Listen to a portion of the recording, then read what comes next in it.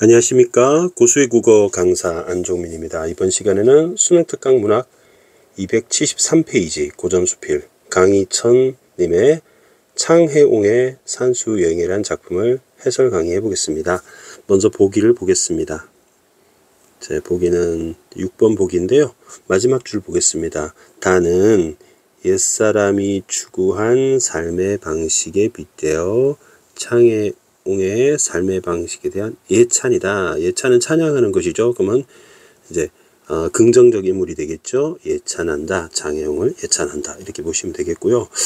그리고 작가와 제목을 볼 텐데요. 작가는 그냥 조선 후기 천주교인이라고 정도 아시면 될 것 같고요. 크게 모르셔도 상관없습니다. 그 다음에 창해옹 좀 설명해 드리겠습니다. 푸를 창, 넓을 창 이런 뜻이고요. 넓을 창, 또 푸를 창이고요. 해는 바다 해자입니다. 바다 해자고 옹은 할아버지 옹자입니다. 할아버지 노인이죠. 자, 넓은 바다와 같은 노인이라고 해요. 그래서 본명은 정란이라는 분이시고 실존 인물이랍니다. 영남 사람 정도 본문에 나와 있습니다. 자, 그러면 작품을 볼 텐데요. 고전 수필이다 보니 그렇게 출제 가능성은 높지 않습니다. 적어도 수능에서는 20% 미만의 가능성이다. 내신용으로는 좀 학생들이 고전 수필을 좀 어려워합니다. 좀 옛날 말이고 이렇게 심오한 진리가 담겨 있다 보니까 좀 어려워하는 경향이 있는데 좀 쉬운 버전으로 한번 해보겠습니다. 창해옹이 나오는데요. 우리 예찬합니다. 예찬의 대상이라고 메모를 하겠습니다. 예찬의 대상입니다. 성은 정씨고 정란이라고 했죠. 이름은 난인데 영남, 그러니까 경남은 경상남도, 경상북도, 경남 경북입니다. 그러니까 대구, 부산, 울산 이쪽 사람이라는 거죠. 출신지. 옹이, 그러면 옹은 창해옹을 말합니다. 영남으로부터 와서 남성에 있는 이 지명이고요.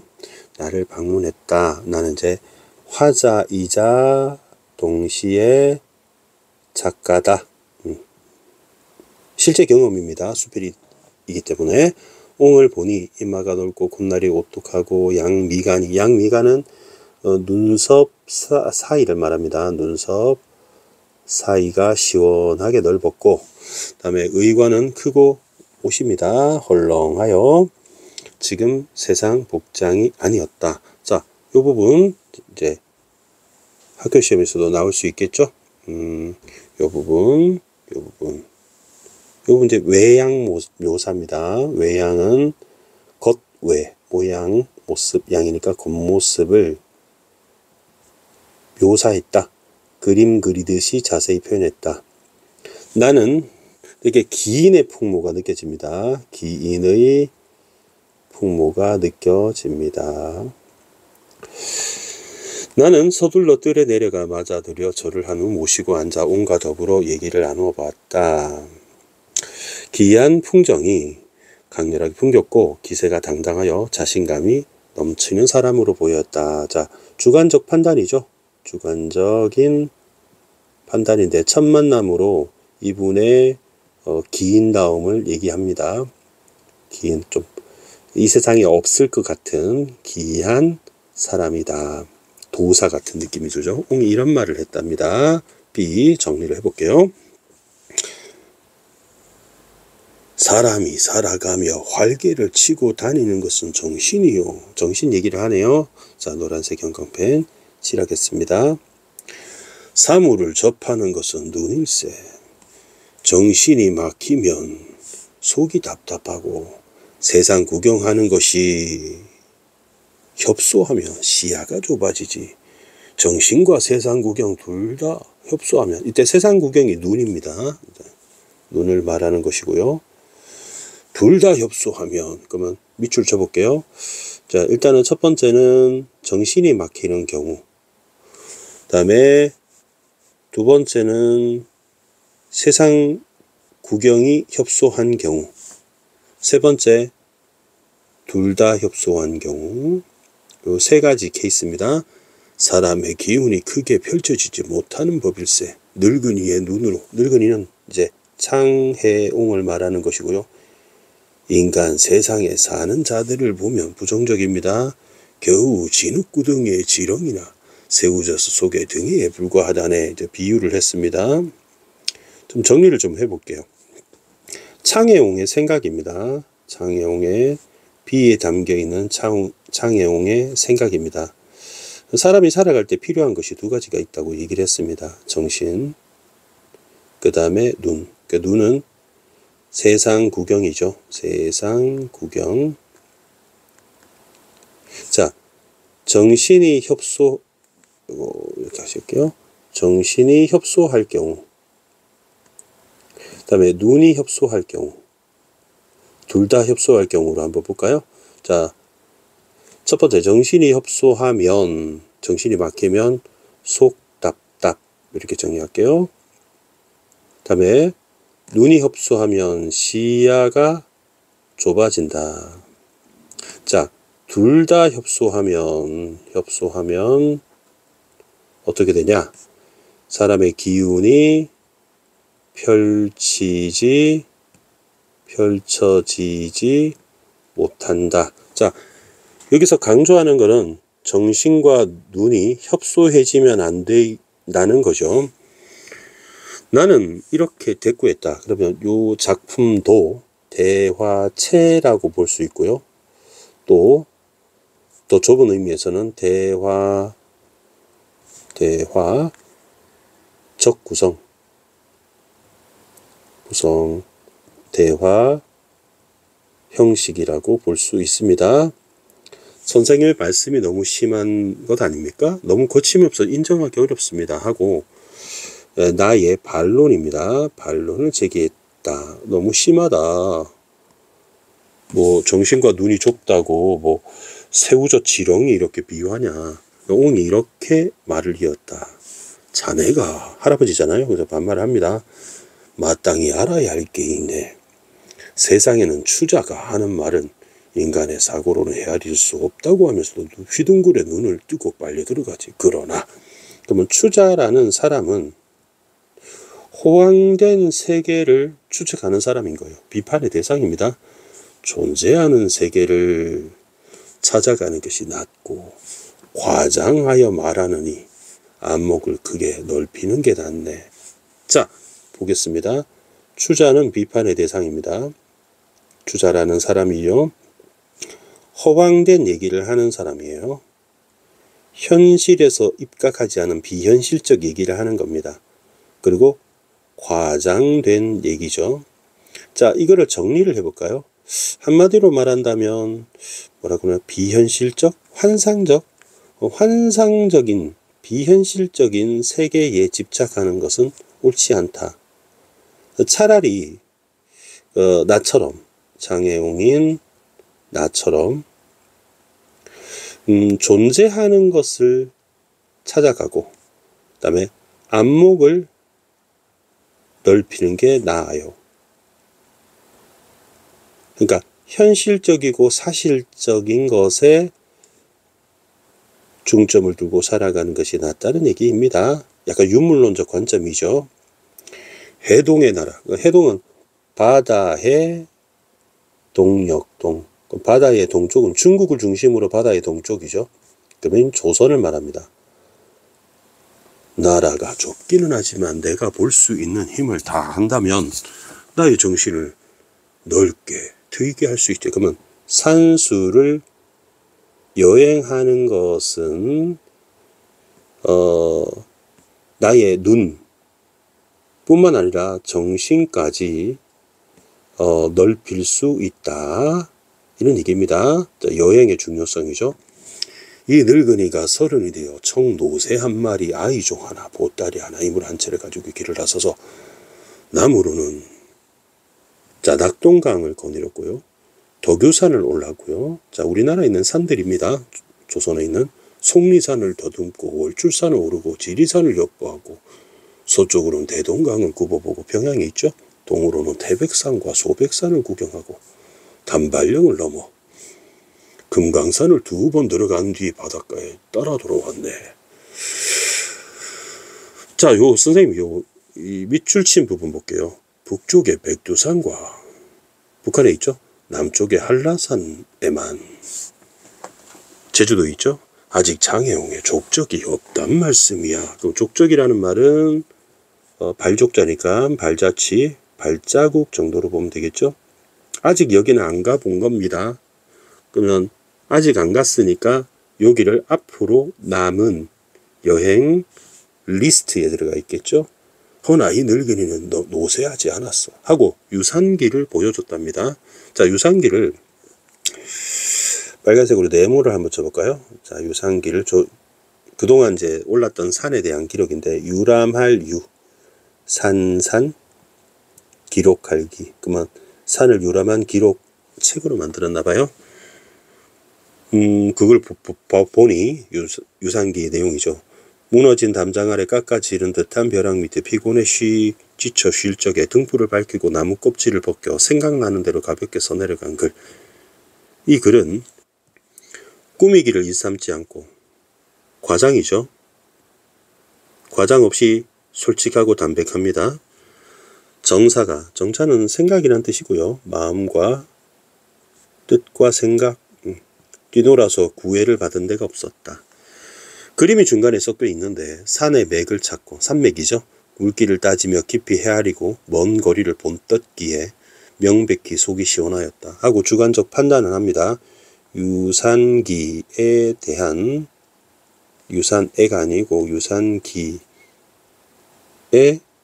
대한 나의 긍정적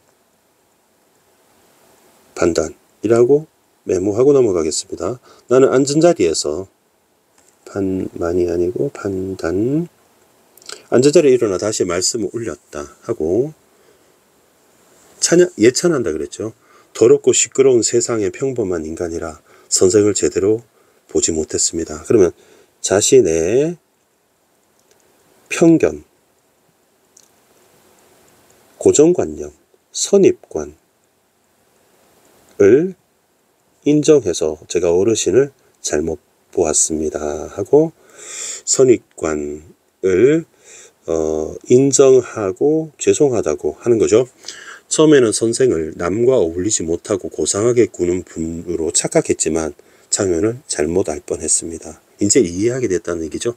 이제야 선생을 알겠습니다. 뜻이 크고 기계가 있어서 표현이 훌쩍 세상을 떠나서 논의는 옛사람이 아니지요. 자, 그러면 표현이는 가볍게라는 뜻이고요. 그리고 이 밑줄 친 말은 창해옹에 대한 나의 대한 긍정적 시각이죠. 선생을 뵙고 나니 허둥지둥 세상을 출입하며 조그만 이해를, 이때는 이해라는 말은 understand가 아니라 이익과 손해입니다. 그래서 이익과 손해에 집착하는 것은 옛날의 양반의 자세가 아니라고 볼 수 있겠죠. 황급히 제 갈 길을 잃어버리는 세상 사람은 다시 감히 선비라고 하지 못하겠습니다. 죄송해요 라고 하게 되죠. 자, 그리고는 여기서 좀 끊겠습니다. 여기까지가 창해옹과 첫 만남입니다. 창해옹과 첫 만남의 어떤 대화를 얘기했습니다. 그리고 시간이 경과됐어요. 한 해 남짓 지나 1년 조금 넘게 지나, 그러면 시간 경과를 했어요. 이제 두 번째 만남이 나옵니다. 한밤중에 우리 집 문을 두드리는 사람이 있었는데 다름 아닌 창해옹이었다. 백두산에서, 우리 아까 백두산 노란색으로 칠했잖아요. 그래서 백두산은 못 올라가 보았다는데 이번에 백두산을 이제 가신 거예요. 한라산 남았습니다. 내게 오가는 길에 험난함과 유람에 겪은 풍부한 사연, 산골짜기와 바위 동굴의 기이한 경치, 열거법이라고 쓰겠습니다. 구름과 안개, 초목의 온갖 변화를 말해주었다. 이거는 간접 인용입니다. 따옴표가 없죠. 간접 인용. 촛불 심지 몇 개가 타들들 갈 때까지. 요거를 시간이 경과한 것을 간접적으로 드러냈죠. 흥미진진하게 쉬지 않고 얘기했다. 새벽이 되어 잠을 깨보니 창해용은 벌써 보이지 않았다. 이것도 창해용의 기인다움을 얘기했습니다. 그럼 여기도 또 끊을 수 있겠죠. 자, 두 번째 만남입니다. 그러면 여기다가 세컨드 만남이라고 하겠습니다. 그리고 오호라 라고 했는데요. 이 경이로움을 표출하는 겁니다. 여기 느낌표 보이시죠? 느낌표가 있으면 영탄법. 자, 먼 옛날에 여러구와 장자와 같은 무리. 여러구는 보니까 노자의 제자라고 되어 있습니다. 노자, 장자 이런 사람이죠. 무의자연 주장한 사람입니다. 자, 무리는 입이 닳고 혀가 타도록 도를 지닌 자를 칭찬했지만 허공을 가르고 깊은 어둠 속에 들어가 텅 빈 세계를 찾아 소요하는 자에 불과했다. 소요는 원래 산책이라는 뜻이에요. 그러면 뉘앙스가 여러구 장자 같은 자, 무리라고 했고요. 텅 빈 세계를 찾아 어둠 속에 들어가 텅 빈 세계를 찾아 산책하는 자에 불과했다. 부정적이죠. 그러면 이 여러구와 장자를 세모치겠습니다. 여러분 기억나시나요? 앞에 추자라는 사람을 허황된 것이라고 비판했죠. 이번에는 여러구는 이제 노자의 제자니까 노자와 관련된 사람이고요. 그다음에 장자와 같은 자를 비판을 했는데요. 이거는 텅 빈 세계에 불과하다면서 이 사람들은 전부 다 비판의 대상이 되는 겁니다. 비판의 대상이 되는 겁니다. 그들이 하는 일은 기괴하고 제멋대로해서 성인을 따르는 사람들 모두 배척한다. 그러면 성인은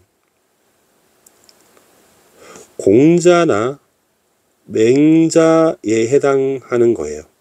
그러면 우리 노장 사상을 비판하는 것이고요. 그 다음에 유교 사상을 긍정하는 입장에서 대조를 시켜 놓았네요.